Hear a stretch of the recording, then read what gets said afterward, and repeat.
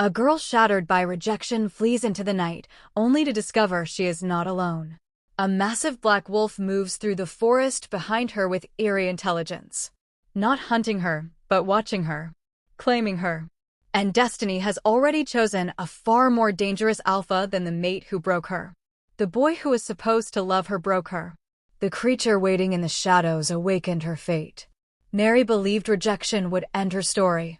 She didn't expect a cursed alpha to begin it. Do not worry, this is entirely original, but follows the rhythmic blueprint you wanted. Mary didn't feel the cold at first. She only felt the crack, deep, sharp, humiliating, when Elias Blackwood looked into her eyes and told her she wasn't enough. Not enough strength. Not enough power. Not enough for him. The laughter behind her didn't help. The whispers didn't help. Nothing helped. So Mary ran. Out of the celebration hall. Out of the lights. Out of the future she thought she was stepping into. The forest swallowed her in seconds. Branches scraped her arms as she stumbled blindly between the trees, breath shaking, heart splintering. She didn't care where she went. Anywhere was better than standing there while her fated mate rejected her like she was dirt beneath his boots. She didn't stop running until the noise of the world faded. That was when she realized something was wrong. The forest was silent. Completely. No rustling. No wind. No insects. Not even her own heartbeat seemed loud enough. Mary's breath caught. Something was watching her. She didn't see it at first, only felt the pressure, the weight of a presence closing in around her. The type of presence wolves instinctively fear. Then silver eyes ignited in the dark. Huge. Glowing. Locked on her with a focus that made her legs weaken. A black wolf stepped out from between the trees, massive, powerful, its fur darker than the night around it. Bigger than any wolf she had ever seen. Bigger than what should even be possible. It didn't snarl. It didn't lunge. It simply looked at her. Like it knew her. Like she was the only thing its world revolved around. Mary stumbled backward, terror and something else, something hot and magnetic, twisting through her ribs. The wolf followed her step for step, slow and deliberate, never breaking eye contact.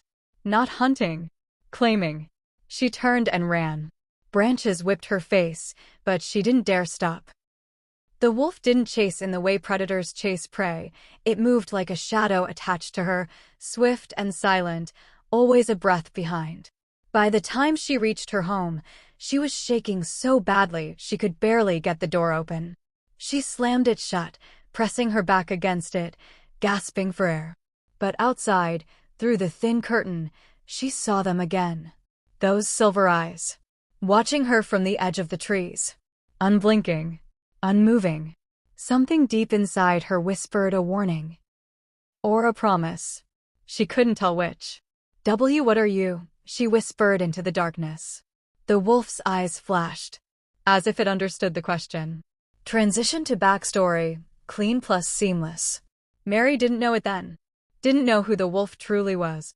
Or why it had followed her from the moment her mate rejected her. She didn't know the older, darker story that had been waiting for her long before Elias ever spoke her name. But everything began the night she was cast aside. Everything began with the boy who didn't want her. And the alpha whose wolf could not let her go. Mary didn't sleep that night. Every time her eyelids grew heavy, silver eyes burned through the darkness behind them, watching, unblinking, impossibly human. She jolt awake with her heart hammering, her cabin silent except for the snap and hiss of dying embers in the hearth. When dawn finally crept through her window, pale and cold, she rose on unsteady legs and splashed water on her face from the basin. Her reflection in the small mirror looked hollowed out, shadows pooled beneath her eyes like bruises. She dressed quickly and went to collect firewood from the pile outside. That's when she saw it. On her doorstep, arranged with disturbing precision, lay a dead rabbit. Its neck was broken cleanly, no blood, no signs of a struggle. Just placed there, like an offering. Like a gift. Mary's breath caught. She looked toward the tree line, half expecting to see those silver eyes staring back. The forest was still. Too still. She kicked the rabbit into the bushes with the toe of her boot and hurried back inside, bolting the door behind her. That night, she heard it again. The scrape of claws on frozen earth. The heavy tread of something large circling her cabin, round and round, methodical as a clock's hand. Mary sat rigid in her chair, her father's rifle across her lap, listening to the footfalls that sounded almost like pacing, restless, emotional, the way a caged animal moves when it's lost something it can't get back. She crept to the window and peered through a crack in the shutters. The black wolf was there, moving through the moonlight like a shadow given form. It stopped beneath the oak tree where her father used to split wood, and for a long moment it simply stood there, its massive head tilted upward toward her window. Not threatening. Not stalking. Watching. Mary's hands trembled on the rifle. She should fire. She should drive it away. But something in the creature's stillness made her hesitate, made her fingers slip away from the trigger. Then it turned and melted back into the forest, and she was alone again. The next morning, she rode into town. Her mother met her at the door of the general store, flour dusting her apron, her face creased with the worried lines that had deepened since Mary's father died. "You look terrible, sweetheart." "I haven't been sleeping well." "Nightmares again?" Mary nodded, though that wasn't quite right. Nightmares implied things that weren't real.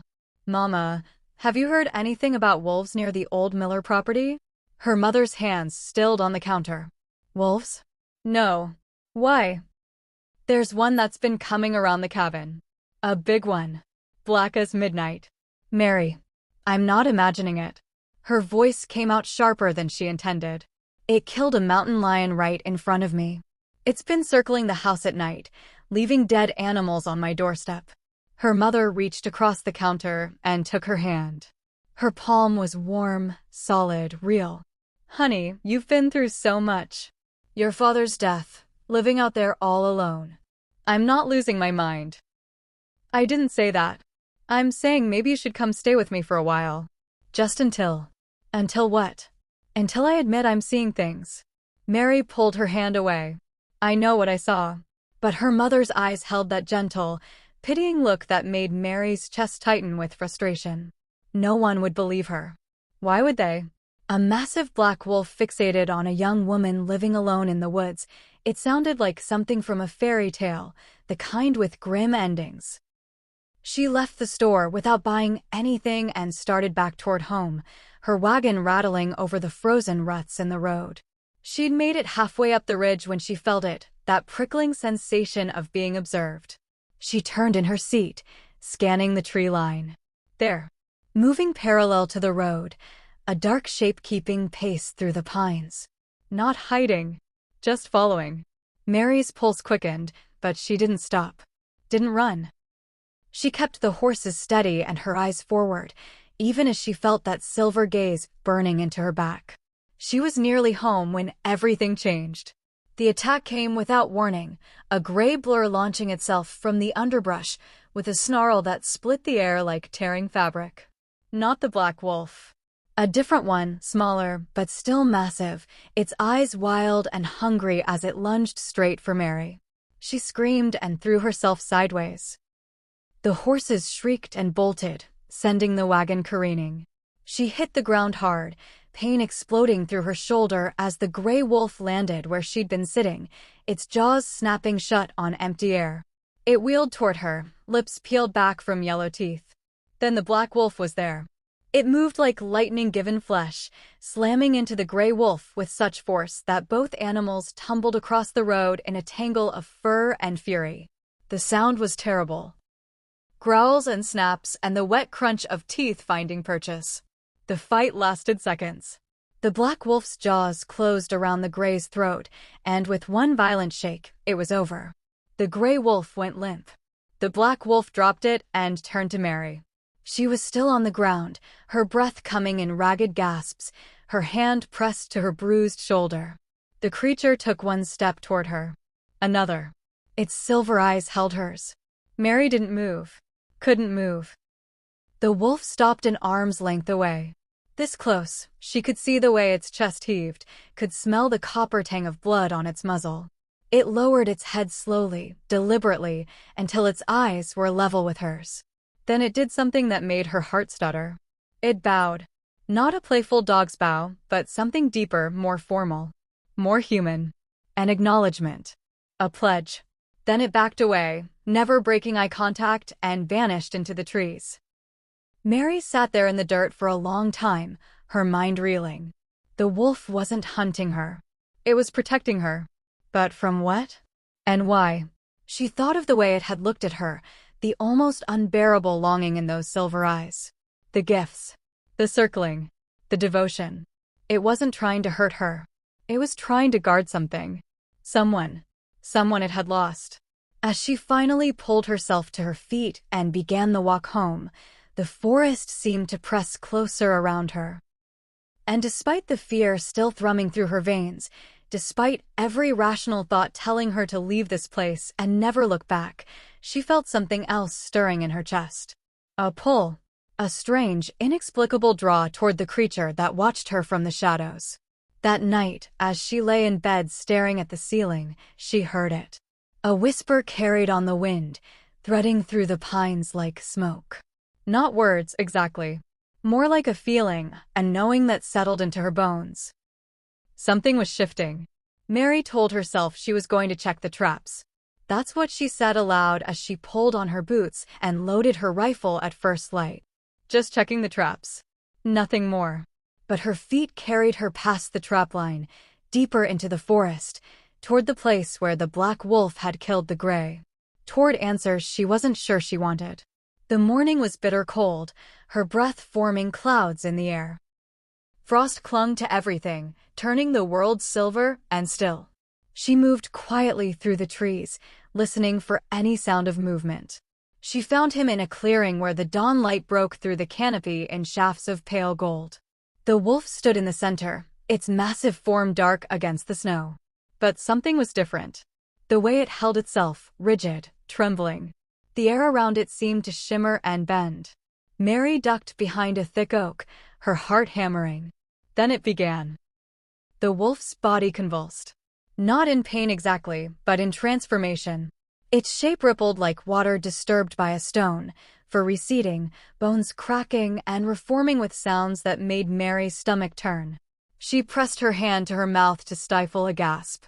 The process was both beautiful and terrible, primal magic made manifest. In the span of heartbeats, the massive wolf collapsed inward, limbs elongating, shoulders broadening, until where the beast had stood, a man knelt in the snow. Mary's breath caught. He rose slowly, powerfully, his back to her. Tall, easily over 6 feet. Broad shoulders tapered to a lean waist, his body carved from muscle and shadow. Black hair fell past his collar, disheveled from the shift. Even from behind, he radiated danger, the kind that made prey animals freeze. When he turned slightly, she saw his face. Sharp jaw dusted with stubble. High cheekbones. A mouth set in a hard line. But it was his eyes that made her blood run cold. The same silver eyes that had haunted her dreams, now set in a devastatingly handsome face. Beautiful and predatory all at once, like a blade catching light. He was breathtaking. And absolutely terrifying. The man, because he was a man now, unmistakably, dressed himself with clothes hidden beneath a rock. Dark trousers, a shirt that did nothing to hide the powerful build beneath. Every movement was controlled, precise, lethal grace wrapped in human skin. Mary pressed herself against the tree, her mind reeling. The wolf was a man. A shapeshifter. The stories her father used to tell weren't just stories. The man's head snapped up suddenly, nostrils flaring. His silver eyes swept the forest with predatory focus. He'd sensed her. Mary held her breath, her pulse so loud she was certain he could hear it. For a long moment, he stood perfectly still, listening, waiting. Then, without a word, without any sign of emotion, he turned and walked away. Not toward her, not fleeing. Just walking with the casual confidence of someone who owned these woods, who feared nothing in them. Mary waited until he disappeared into the trees before she moved. She should go home. She should forget what she saw. But her feet followed him instead, drawn by something she couldn't name. She trailed him through the forest, keeping her distance, until the trees opened up to reveal something she'd never seen before. And a state. Massive stone walls rose from the earth like something from an old world, dark and imposing. Gothic spires pierced the sky. The place looked abandoned at first glance, windows dark, grounds overgrown, but there was something alive about it too. Something watchful. The Forbidden Estate. She'd heard whispers in town about this place, the Nightwind property, but no one ever came here. No one dared. The man walked through the iron gates like he owned them. Because he did, Mary realized with a chill. This was his territory. His domain. She should leave. Every instinct screamed at her to turn back. But her body moved forward instead, propelled by a force she didn't understand. She slipped through the gates and followed the stone path toward the main entrance. He was there, standing on the steps, his back to her. Wait, Mary called out before she could stop herself. He turned slowly. Those silver eyes found her, and for a moment, Mary forgot how to breathe. This close, the pull was overwhelming, a magnetic force that made her want to step closer, to touch him, to understand what this connection was. You've been watching me, she said, her voice steadier than she felt. The wolf, that was you. You killed the mountain lion. You saved me from the gray wolf. He stared at her with those unsettling eyes. No recognition. No warmth. Nothing but cold, empty assessment, like she was a stranger who'd wandered onto his property. You're trespassing, he said finally. His voice was deep, rough, with an edge that raised the hair on her arms. Mary faltered. You don't remember me? Should I? The indifference in his tone was worse than anger. Mary felt something twist in her chest, that strange pull intensifying into an ache. How could he look at her like that? Like she meant nothing? The cabin, she pressed. You've been coming to my cabin. You left. I don't know what you're talking about. He turned away, dismissing her. Leave. Now. Before I make you. But this is your only warning. He didn't even look back. These woods are dangerous. Especially for humans who don't know when to stay away. Mary stood frozen as he disappeared into the estate, the massive door closing behind him with a finality that echoed across the empty grounds. She felt tears prick her eyes, though she didn't understand why. He was a stranger. A monster. She should be relieved he'd let her go. Instead, she felt like she'd lost something vital. The pull in her chest was so strong now it hurt, a physical ache that made her want to follow him, to make him see her, recognize her, remember. But remember what? They'd never met before. Mary turned and walked back through the gates, her mind spinning. The wolf had been devoted, protective, desperate. The man was cold, distant, blank. What had happened to him? What curse could split a soul like that? She was halfway down the path when she heard it. A voice, deep and resonant, echoing from somewhere deep within the estate. Not spoken aloud but felt, like a vibration in her bones. One word, carried on the wind like a promise and a prayer. Mate. Mary's steps faltered. She turned back toward the estate, her heart racing. But the gates had already closed, and the voice was gone. Curse bonds. They came for her at dusk. Two men in dark clothing, moving through the trees with inhuman grace. Mary had barely enough time to grab her rifle before they were at her door, their eyes flashing gold in the lamplight. You need to come with us, the taller one said. Not a request. Like hell I do. Mary leveled the rifle at his chest. He didn't even flinch. The alpha has collapsed. You're the only one who can help. I don't know what you're. Please. The word seemed to cost him. He's dying. Something in Mary's chest twisted sharply. She thought of those silver eyes, the blank stare, the cold dismissal. She should refuse. Should slam the door in their faces. Instead, she lowered the rifle. The estate looked different at night. The stone walls seemed to absorb the moonlight and windows glowed with warm light that should have been welcoming, but somehow wasn't. The guards led her through corridors that felt older than they should be, past portraits of stern-faced men and women with eyes that seemed to follow her movements. They stopped at a heavy wooden door. Wait here, one guard said, then disappeared inside. Mary stood in the hallway, her heart hammering. She could hear voices beyond the door, raised, urgent. Then a woman's voice, clear and commanding, "Bring her in." The door opened to reveal a bedroom that was somehow both luxurious and sparse. A massive bed dominated the space, and in it lay the man from the forest, Cale, his skin pale and slicked with sweat, his body convulsing. A woman stood beside him, her hand on his forehead. She was striking, tall, and elegant, with the same sharp features as Cale, the same silver eyes. But where his had been cold, hers held fierce intelligence and barely contained fear. "You're Mary," the woman said. Not a question. Yes. Who are you?" "Lyria, Cale's sister." She studied Mary with an intensity that made her want to step back. "And his second in command. The wolf brought you here, didn't it?" "The guards. The wolf called them." Lyria's jaw tightened. "Even in this state, even unconscious, it's trying to reach you." On the bed, Cale gasped, his back arching. Mary saw his fingers elongate into claws, fur rippling across his skin before receding. The shift was happening involuntarily, his body caught between forms. "What's wrong with him?" Mary whispered. Lyria looked at her for a long moment, something like resignation crossing her face. Then she gestured to the guards. "Leave us. And make sure no one disturbs us." When the door closed, Lyria turned to Mary with an expression that was both sympathetic and grave. "You're his mate." Mary's breath caught. "What?" "The wolf recognized you. That's why it's been following you, protecting you, bringing you gifts." Lyria moved to a cabinet and poured 2 glasses of amber liquid. She pressed one into Mary's trembling hands. "Drink.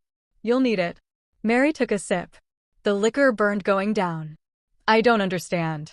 He doesn't even know who I am. He told me to leave. Because he's cursed." Lyria's voice was flat, matter-of-fact, like she was discussing the weather. 5 years ago, Cale crossed a witch who specialized in dark magic. She cursed him, split his consciousness. The human half doesn't recognize his mate. Only the wolf does. Mary's mind reeled. "That's impossible. You saw him shift. You know what we are." Lyria gestured to her brother's convulsing form. "And you can see what's happening to him now. The wolf found you. Finally, after years of searching, it found its mate. But the human half doesn't know you, doesn't feel the bond. The disconnect is tearing him apart." "Then break the curse," Mary said desperately. "We've tried. Every witch, every healer, every ancient text we could find." Lyria's voice cracked slightly. "The curse is tied to the mate bond itself. Until Cale's human half recognizes you, accepts you, the curse holds." Mary sank into a chair, her legs suddenly unable to hold her. "Why are you telling me this?" "Because you need to understand the danger you're in." Lyria knelt in front of her, those silver eyes boring into hers. "If Cale's wolf claims you, if it bites you to complete the mate bond, the curse will kill you. A human can't survive a bonding when the human half doesn't reciprocate. Your body will reject it." The glass slipped from Mary's fingers. Lyria caught it.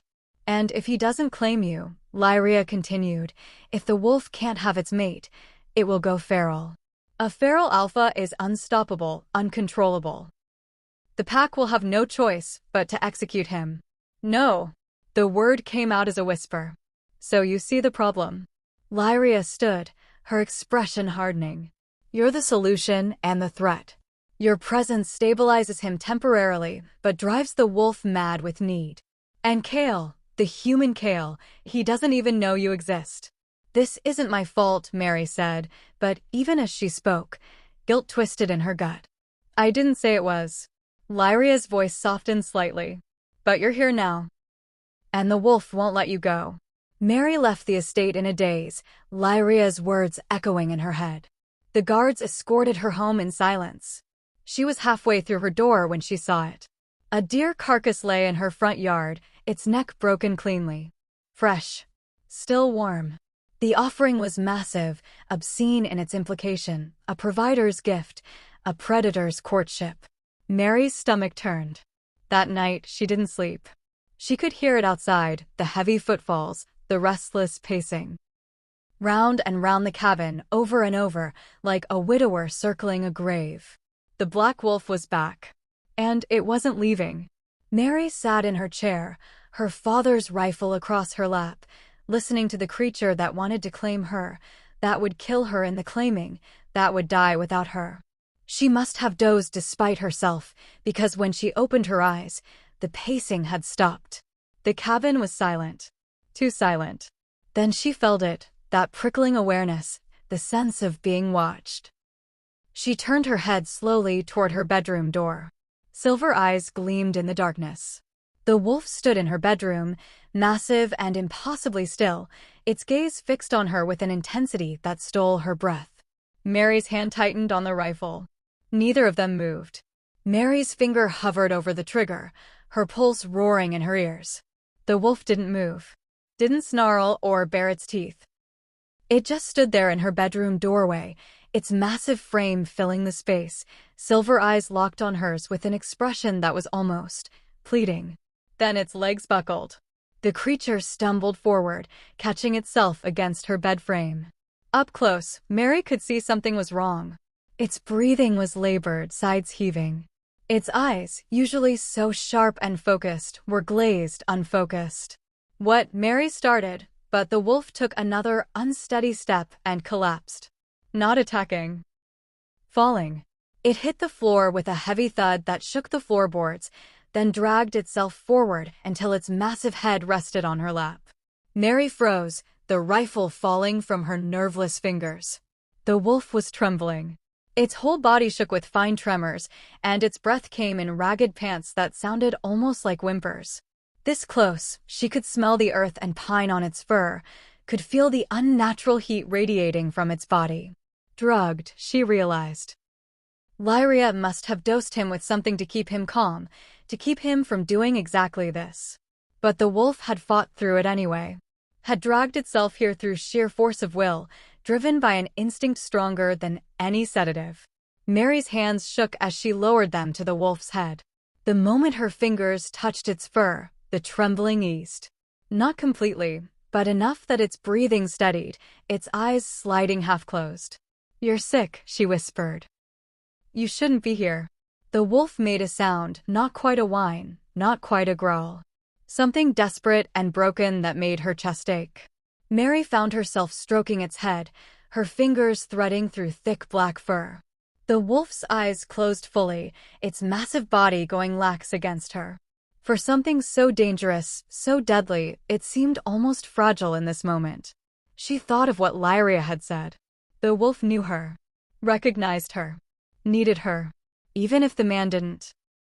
The sound of hoofbeats made her head snap up. Riders approaching. Mary's heart jumped into her throat. "Hide," she hissed at the wolf, though she had no idea if it could understand. "You have to hide." The wolf's eyes opened, silver and hazy. Then, with what seemed like enormous effort, it dragged itself toward her bedroom, collapsing beside her bed where the shadows were deepest. Mary threw a blanket over its massive form just as someone pounded on her door. "Mary." Lyria's voice, sharp with urgency. "Open up. Now." Mary stumbled to the door, her heart hammering.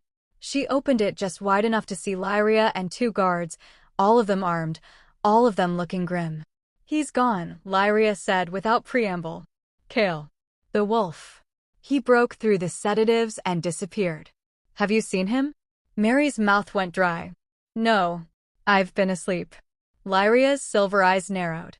She tried to push past Mary, but Mary blocked the doorway. "I said I haven't seen him." "Mary, if he's here." "He's not." Mary held her ground, surprised by her own conviction.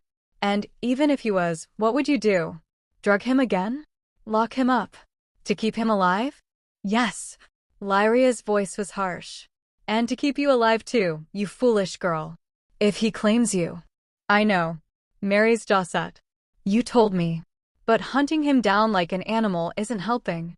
They stared at each other for a long moment. Then Lyria stepped back. "If you see him," she said quietly, "send word. Please. Before something irreversible happens." Mary nodded and closed the door. She waited until the hoofbeats faded before returning to her bedroom. The wolf was still there, its breathing deep and steady now. Asleep. Mary should wake it. Should drive it away. Should do anything but what she did next. She lay down beside it. The wolf was warm, almost feverishly so, and impossibly large. Mary felt small next to it, vulnerable. But as she settled against its side, feeling the steady rise and fall of its breathing, something in her chest eased. For the first time since Kale had looked at her like a stranger, she felt safe. She fell asleep with her hand buried in black fur, the wolf's heartbeat steady beneath her palm. Dawn light was filtering through the window when she woke. The first thing Mary noticed was that the fur was gone. The second was the arm draped across her waist. She opened her eyes to find herself pressed against a man's chest, bare skin warm against her back, steady breathing stirring her hair. For a moment, she was too shocked to move. Then she turned her head. Kale. He was shirtless, his muscular frame taking up most of her small bed, dark hair falling across his face. He looked different in sleep, younger, less dangerous. Almost peaceful. Mary tried to ease away, but the arm around her waist tightened reflexively. Kale's eyes opened. For a heartbeat, they were pure silver. Then they faded to a stormy gray, confusion flickering across his features. He stared at her, then at his arm around her waist, then at the bedroom that clearly wasn't his. His voice was rough with sleep and something else. Pain, maybe. Disorientation. Mary should explain. Should say something. But the words stuck in her throat. Kale's eyes flickered gold. Just for a second, but Mary saw the wolf trying to surface, trying to take control. Kale's whole body went rigid, muscles tensing like he was fighting something invisible. No, he gritted out, but Mary didn't know if he was talking to her or to the creature inside him. His hand came up to his head, fingers threading through his hair as he squeezed his eyes shut. When he opened them again, they were gray, but the gold lingered at the edges, threatening. He looked at Mary, really looked at her, and something in his expression shifted. Confusion giving way to something deeper, something that looked almost like recognition. Why, he stopped, started again. His voice was barely a whisper. Why do I feel like I know you? Mary's breath caught. Kale's hand lifted, hesitant, like he wasn't sure what he was doing. His fingers brushed her cheek, and Mary saw his eyes widen at his own action, like his body was moving without permission. I don't understand, he said, and there was something raw in his voice. Something desperate. Who are you? Lyria insisted she stay at the estate, her voice leaving no room for argument. He knows where you live. And right now, he's barely holding on. So Mary found herself in a guest room that was far too luxurious for a woodsman's daughter, sitting on silk sheets while outside, somewhere in the massive house, Kale fought a war with himself. She could hear him. The growls echoed through the stone corridors. The sound of furniture breaking, doors slamming. And underneath it all, a barely human voice snarling words she couldn't quite make out. Every hour, he got worse. Mary stood at her window, watching the sun climb higher, and felt the pull in her chest intensify. Like a rope tied around her ribs, drawing taut. She wanted to go to him. Needed to. The urge was almost painful. She'd made it to her door twice before forcing herself back. On the third attempt, Lyria caught her. Don't, the woman said, her voice sharp. Mary, don't. He's in pain. Mary's hand was still on the doorknob. I can feel it. That's the bond. It's making you think you can help. Lyria's jaw was tight. But if you go to him now, while he's like this. A roar shook the walls. Not human. Not quite wolf. Something in between, something wrong. Mary flinched. How long can he last like this? I don't know. Lyria's voice cracked, the first time Mary had heard anything but iron control from her. I've never seen him this bad. Then tell me. Mary turned to face her. Tell me everything. No more half-truths. Lyria stared at her for a long moment. Then she gestured to the chairs by the fireplace. Sit. Mary sat. Lyria poured them both drinks, something stronger than wine, and handed one to Mary before settling into the opposite chair. She looked suddenly exhausted, centuries of weight pressing down on her shoulders. The curse didn't start with Kale, she began. It started with our great-great-grandfather. He fell in love with a witch, a powerful one. But he was already promised to another, an arranged marriage to unite two packs. When he refused to honor the bond with his true mate, chose duty over love, the witch cursed our bloodline. Mary's fingers tightened on her glass.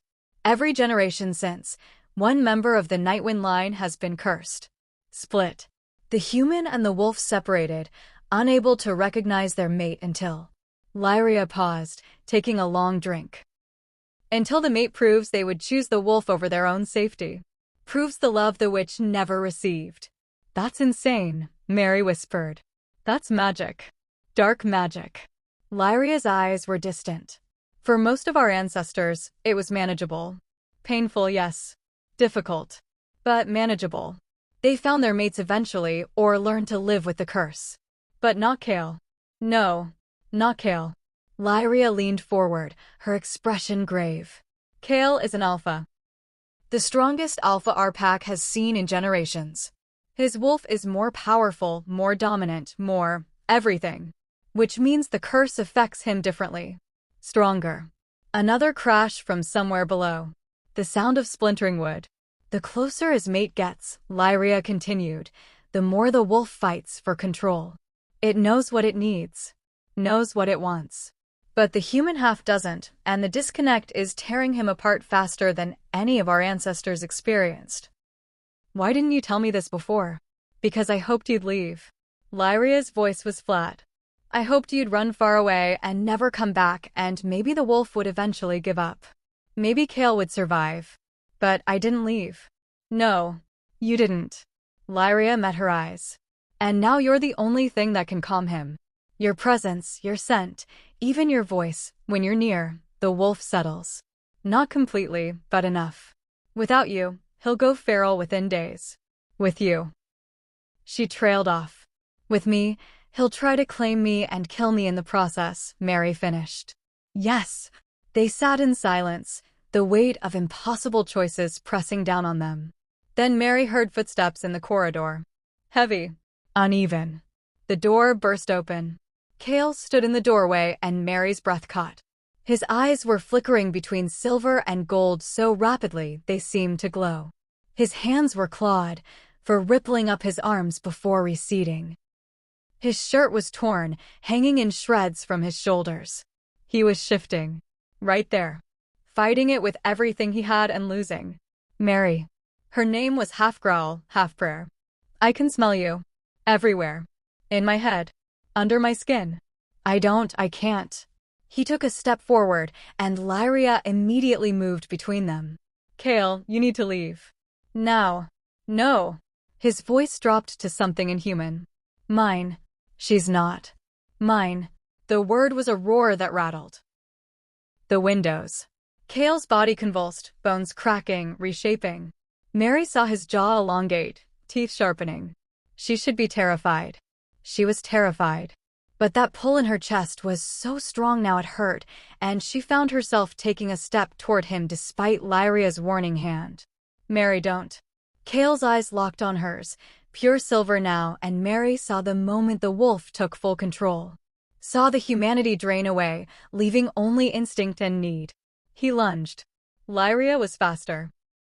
She grabbed Mary and yanked her backward just as Kale's jaws snapped shut on empty air. His claws raked the wall where Mary had been standing, gouging deep furrows in the stone. Get her out. Lyria screamed to the guards who'd appeared in the doorway. Now. Strong hands grabbed Mary, pulling her away even as she struggled. She saw Kale, half-shifted, more monster than man, throw Lyria aside like she weighed nothing. Saw him start after Mary with single-minded determination. Mary. Her name was barely recognizable from his distorted throat. Mary. The guards dragged her into the corridor and slammed the door. Through the wood, she heard Lyria's voice, sharp with command, heard Kale's roar of fury. Then the entire estate shook. The walls trembled. Dust rained from the ceiling. Windows cracked. The very foundation of the building seemed to quake under the force of an alpha's rage.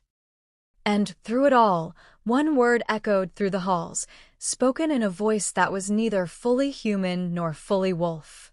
Mary. The guards dragged Mary through twisting corridors while behind them, Cale tore the estate apart. She heard every door he smashed through, every wall he ripped apart. The sounds were punctuated by roars that shook the ancient stones, each one calling her name with increasing desperation. They shoved her into a small room near the back of the estate. A storage area with one narrow window. Through it, Mary could see the courtyard below where more guards were assembling, armed with tranquilizer darts and heavy chains. "Stay here," one guard ordered. "Don't make a sound."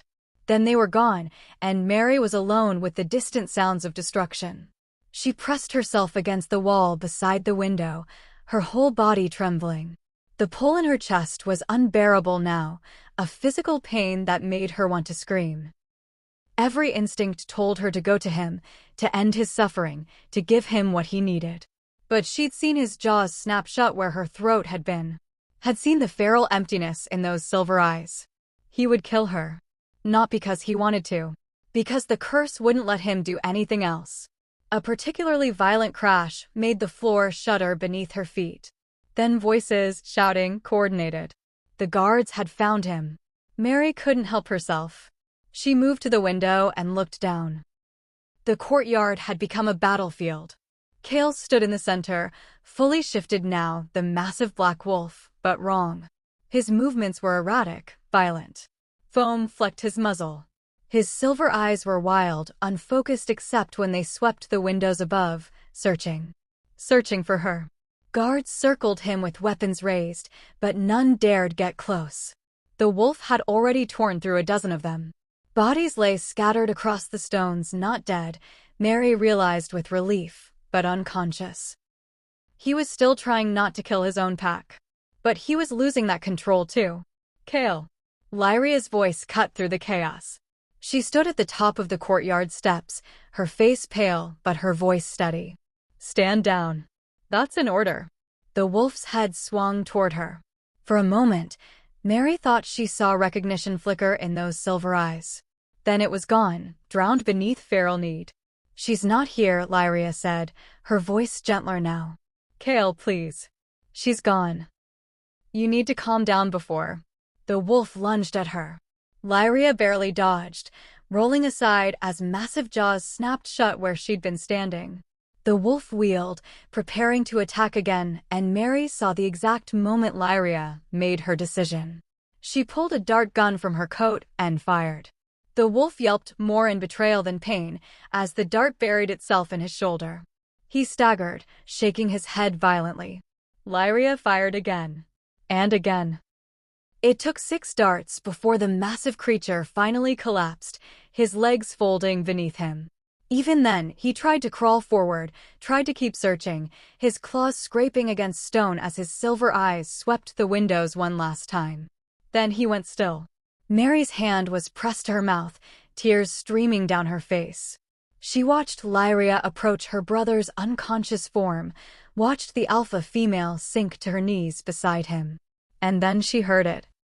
A sound that would haunt her forever. Lyria was sobbing. The iron-willed, unshakable woman was bent over her brother's massive wolf form, her shoulders shaking with grief, her fingers tangled in his black fur. "I'm sorry," Lyria whispered. "I'm so sorry." The door behind Mary opened. She turned to find Lyria standing there, her eyes red but her expression once again controlled. She must have come straight from the courtyard. "You have to leave," Lyria said without preamble. "Tonight. Now." "No." "Mary." Lyria's voice cracked. "If he bites you, you will die. The curse will kill you the moment his wolf tries to complete the bond. Your human body can't survive it when the man doesn't reciprocate." "Then make him remember me," Mary pleaded. "There has to be a way." "There isn't." Lyria's hands were clenched into fists at her sides. "We've tried everything. Every spell, every cure, every ritual. The only way to break the curse is for Cale to choose you. His human half, consciously, willingly. But he doesn't even know you exist. So what? I just leave him like this. If you stay, he will go feral trying to claim you. A feral alpha must be executed. It's pack law. There's no coming back from it. Lyria's voice dropped to barely a whisper. Either way, he loses you. But if you leave, at least he lives. Mary felt something break inside her chest. That's not fair. No. Lyria's eyes glistened. It's not. But it's all we have. They gave her 10 minutes to gather her things. 10 minutes to say goodbye to a life she'd only just discovered existed. The guards escorted her to the estate gates as the sun set, painting the sky in shades of blood and gold. Mary's horse was already saddled, her few belongings secured. They'd planned this while she was locked away. She was mounting when she heard it. A howl. Pure, anguished, furious. Mary's head snapped toward the estate. In a high window, she could see him. The black wolf, somehow conscious again, somehow broken free. His massive form filled the window frame, silver eyes locked on her with devastating intensity.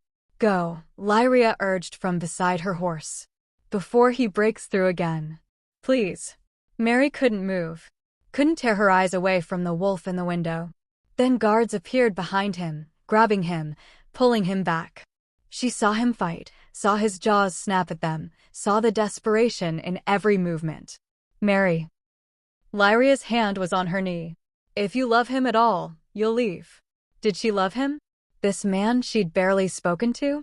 This creature that wanted to claim her and kill her in the same breath? But as she looked up at those silver eyes, as she felt the pull in her chest threatening to drag her back, she knew the answer. Yes. God help her, yes. Mary kicked her horse into motion. The animal needed no further encouragement. It could sense the danger, the barely contained violence radiating from the estate. She made it to the tree line before she couldn't help herself. She looked back. The wolf had broken free again. He stood on the hill above the estate, his massive form silhouetted against the dying light. Even from this distance, she could see him shaking, muscles convulsing, control slipping away with every passing second.